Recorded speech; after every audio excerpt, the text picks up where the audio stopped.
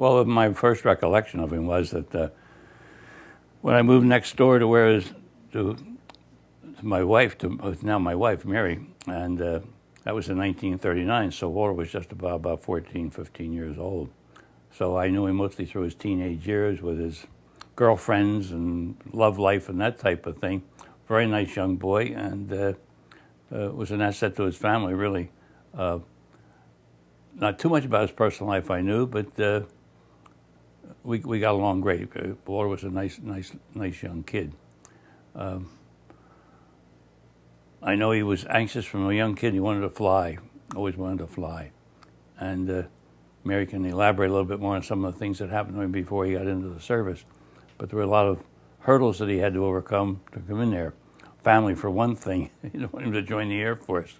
But I don't know what else to tell you about him, because he got to an age of 19 and joined the Air Force and left us.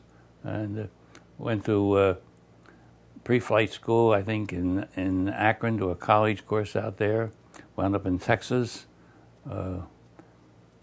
Pictures from India at one time. I had pictures of the Taj Mahal.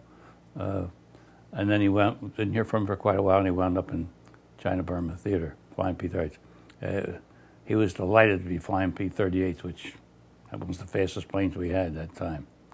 Were you ever told how he died? What mission he was on, or what he was doing? Well, the mission we heard was from his, and we had a letter one time, his commanding officer, which we can't find.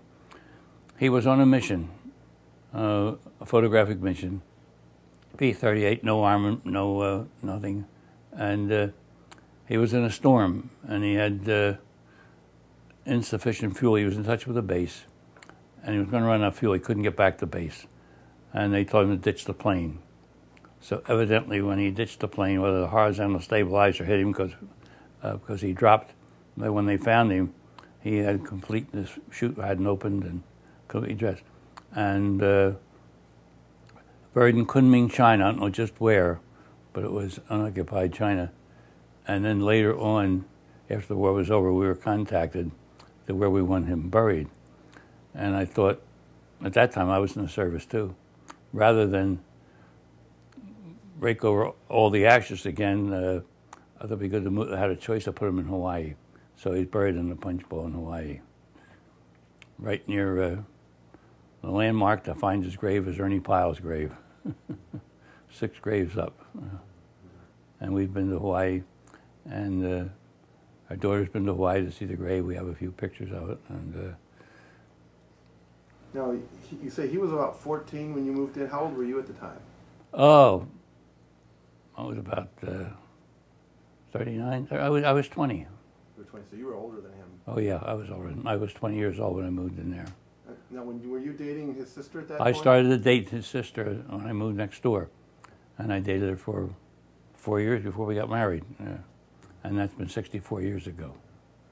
So you guys got married around the time when he, I guess a little bit before he got lost then, a couple years before. Yeah, we were married because I went in the service in 44, and I was in Fort Benning at the time. And Mary was with me when we got word that he had been died. He was killed in 45, February. I think February 2nd, Groundhog Day. And so Mary went to the Red Cross, got an emergency leave for me to leave Fort Benning Officer School, and then we went home. How did it affect, you thought, how did it affect the family to lose a son like this? Well, they were pretty devastated. They really were. And so much so that correspondence was coming, and they wouldn't even look at it.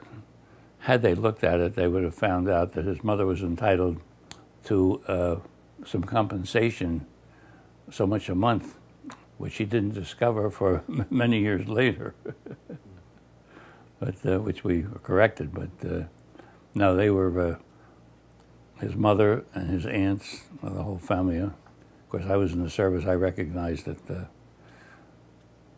this is war. He had a lot of potential. He was a good-looking kid, very personable. Now, you say you were in the service at that time. That's right. What were you doing? I was in officer school at Fort Benning, Georgia, the infantry school. Did you end up getting deployed somewhere, or did you? I was coincidence. I was 4F. Oh, that's right. I was 4F, and then after I got married, I went back in. I mean, they called me back, and I went infantry OCS, and during that period of time, they used to send the officers directly overseas from Fort Benning, but they felt the officers didn't have enough troop training experience. So I was sent to another camp to teach, which we did for 3 months. In that period of time, the war was over. So we were deployed for occupation, wound up in Korea.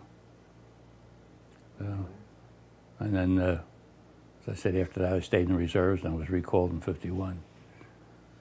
Now, is there anybody in the family that has a particular interest in him, or is there anybody who's been named after him, or in your larger family?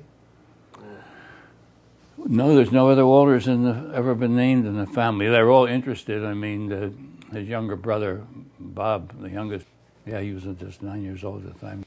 He was very interested, and he was always interested in the planes he flew and anything about his brother. It was sort of a hero worship. Well, he was a great brother. He was very, very kind and good, and he always had a smile on his face, and he was a very handsome boy. And when he grew up, he always wanted to join the Air Force.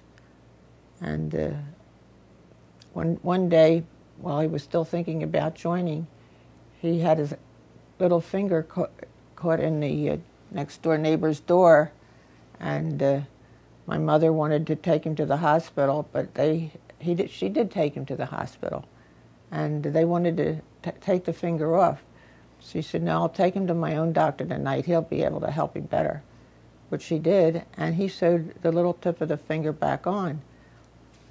When he had enlisted, his finger was stiff, and they wouldn't pass him simply because of that. So they told him to go home and rub it with dog oil, which was a brightly colored yellow dog oil, and each night he would rub it, and he would rub it whenever he'd think about it. And he went back to the enlistment place, and they took him. And now we always thought if my mother had let them take the little tip of the finger off, maybe he would never have been killed. But he was determined to be a pilot, which he became, and that's where he lost his life, protecting our country.